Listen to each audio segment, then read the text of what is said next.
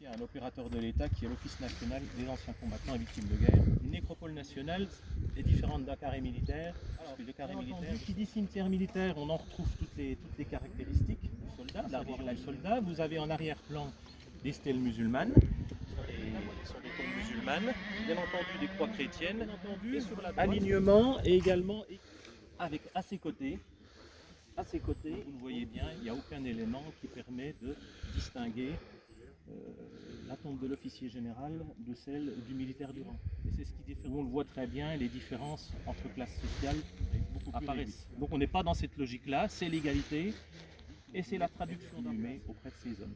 Donc vous en voyez ici une traduction. Pourquoi? Alors que vous le savez, dans les cimetières civils, il y a un régime de concession temporaire, mais ici, on est là pour l'éternité. Et pourquoi? Eh bien, c'est l'expression d'un droit à la reconnaissance, tomber dans l'oubli. Il faut que les générations qui suivent puissent se souvenir qu'on fait pour la France. La France leur doit bien, leur doit cette sépulture et entretenue également. Parlons un petit peu de cette nécropole. Alors il faut savoir qu'à la libération, et progressivement, au début des années 50, l'idée qui s'est imposée, c'était de regrouper tous ces corps dans un site unique. Et on a choisi Rougemont. En plus, nos sépultures sont au calme. Le cimetière est peu visité, mais nous avons peu de dégradation, quand même à le souligner. Et puis, il faut savoir également, il y a une autre raison à Bournel.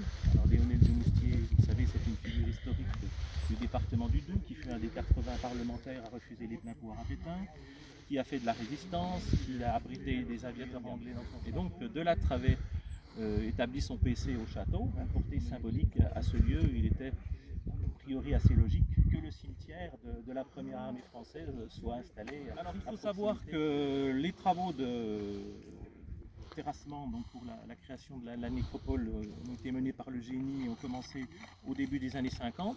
Et de 52 à 58, donc, il y a eu exhumation des corps des autres cimetières et rapatriement sur le site 69 sépultures, dont plus de la moitié, vous l'avez vu, sont des stèles musulmanes. Ce sont des soldats ayant participé au combat de la libération. Des soldats de la première armée. Alors une première armée française qui a connu un parcours héroïque, vous le savez, c'est le débarquement de Provence. Ils ont remonté toute la vallée du Rhône à une vitesse assez impressionnante.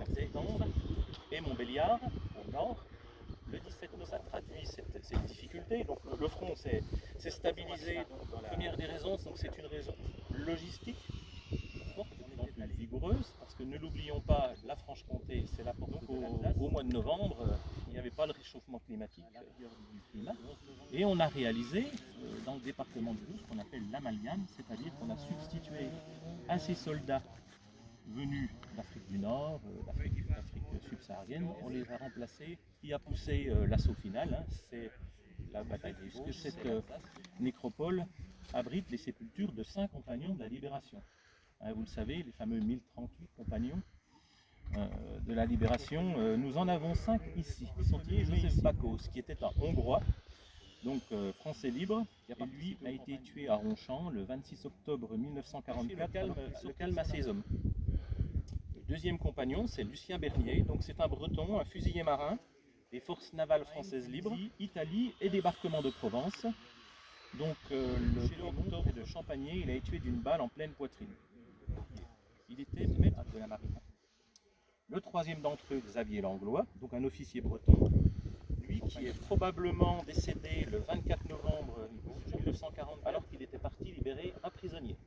Il avait Victor Mirquin, on a vu sa tombe tout à l'heure sur la partie israélite, mon général, donc a combattu en Libye, en Égypte, a participé à la campagne d'Italie, bien entendu au débarquement de Provence, chef d'état-major de la première DFL, donc une balle dans la tête, donc à Giromagny. Et puis celui qui est le plus illustre d'entre eux, vous avez sa sépulture donc à ma droite, donc c'est le général Brosset.